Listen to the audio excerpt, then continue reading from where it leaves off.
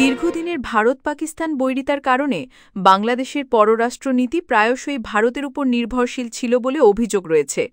কিন্তু সেদিন পাল্টে গেছে। এমনটিই মন্তব্য করে দেশের পররাষ্ট্রনীতিতে এক নতুন বার্তা দিলেন পররাষ্ট্র উপদেষ্টা মোহাম্মদ তৌহিদ হোসেন।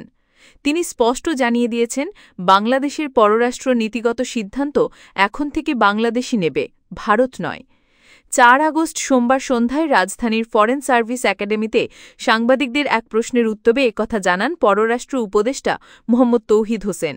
প্রায় ৩ দশক পর আগামী ২৩ আগস্ট পাকিস্তানের উপপ্রধানমন্ত্রী ও পররাষ্ট্রমন্ত্রী ইসহাক দারের ঢাকা সফরের বিষয়ে ভারতের উদ্বেগের প্রসঙ্গে জানতে চাইলে তিনি বলেন, পাকিস্তানের সঙ্গে ভারতের সম্পর্ক কেমন হবে সেটি আমি ডিসাইড করি না।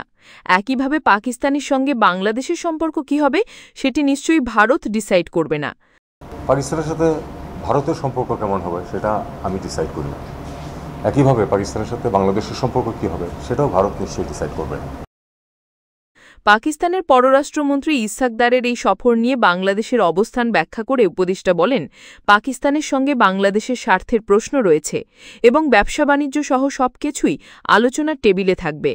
তিনি বলেন, বাংলাদেশ পাকিস্তানের সঙ্গে স্বাভাবিক সম্পর্ক চায়, সম্পর্ক অস্বাভাবিকভাবে উচ্চতর স্তরে যাবে না। আবার ইচ্ছাকৃতভাবে তাদের সঙ্গে সম্পর্ক ভালো রাখব না এমন সিদ্ধান্ত থেকে বাংলাদেশ বেরিয়ে এসেছে। এরকম যে পাকিস্তানের সাথে আমাদের ইস্যুজ আছে, স্বার্থের প্রশ্ন আছে, ব্যবসা বাণিজ্যের প্রশ্ন আছে, সব মিলিয়ে যেসব সম্পর্ক সব কিছুই টেবিলে থাকবে। কোনটা কতটুকু আমরা এগোতে পারবো সেটা আপনারা জানতে পারবেন তো যখন মিটিং শেষ হবে তারপরে। তবে পাকিস্তানের সাথে আমরা যেটা সবসময় বলে আসতেছি, গত 1 বছর যাবত আমরা যেটা বলে আসছি সেটা হলো যে আমরা পাকিস্তানের সাথে স্বাভাবিক সম্পর্ক চাই। এটা আউট অফ দি ওয়ে গিয়ে বড় কোনো এরকম কিছু না। আবার যে ডেলিবারেটলি তাদের সাথে সম্পর্ক ভালো রাখবো না এরকম একটা সিদ্ধান্ত যেটা ছিল সেটা থেকে আমরা বের হয়ে এসেছি। আমরা অন্যান্য আরও 10টা দেশের সাথে যেরকম সম্পর্ক আমাদের পাকিস্তানের সাথে আমরা সেরকম সম্পর্ক চাই এবং সেটাই কিন্তু আমরা চেষ্টা করছি। অন্য 10টি দেশের সঙ্গে বাংলাদেশের যেমন সম্পর্ক, পাকিস্তানের সঙ্গেও তেমন সম্পর্ক থাকবে।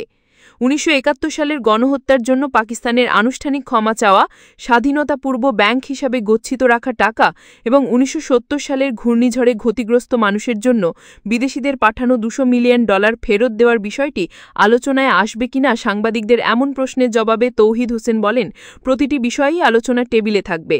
তবে তিনি বাস্তববাদী মনোভাব প্রকাশ করে বলেন, যেটি 50 বছরে পারা যায়নি সেটি 6 মাসে পারা যাবে এমন কোনো কথা নেই। তিনি জানান, বাংলাদেশ ইতিবাচক মনোভাব নিয়ে বৈঠক করবে এবং একটি ইস্যু আরেকটি ইস্যুকে আটকে রাখবে সেটি তারা চায় না। প্রতিটি ইস্যুই টেবিলে থাকবে, প্রতিটি ইস্যুই টেবিলে থাকবে। যেটা 50 বছরে পারা যায়নি সেটা যে আমরা ছট করে 6 মাসে পারবই এমন কোনো কথা নেই। আমরা এটা প্র্যাগম্যাটিক ওয়েতেই আগাবো এবং একটা ইস্যু আরেকটা ইস্যুকে আটকে রাখবে সেটা আমরা কখনো চাই না। ঢাকা, বেইজিং, ইসলামাবাদ ত্রিদেশী উদ্যোগের বিষয়ে আলোচনা হবে কিনা জানতে চাইলে পররাষ্ট্র উপদেষ্টা বলেন, ঢাকা, বেইজিং, ইসলামাবাদের মধ্যে কোনো আনুষ্ঠানিক জোট হয়নি।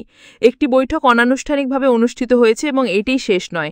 বাংলাদেশ চায় এই উদ্যোগে সদস্য সংখ্যা বাড়ুক এবং আরও 2-1টা দেশ আসুক। পররাষ্ট্র উপদেষ্টার এই মন্তব্য বাংলাদেশের স্বাধীন পররাষ্ট্র নীতি ও আঞ্চলিক সম্পর্কের ক্ষেত্রে কী ধরনের বার্তা দিচ্ছে? পাকিস্তান ও বাংলাদেশের মধ্যে সম্পর্ক স্বাভাবিক করার এই উদ্যোগ কতটা সফল হবে বলে আপনি মনে করেন? কমেন্ট বক্সে আপনার মূল্যবান মতামত জানান।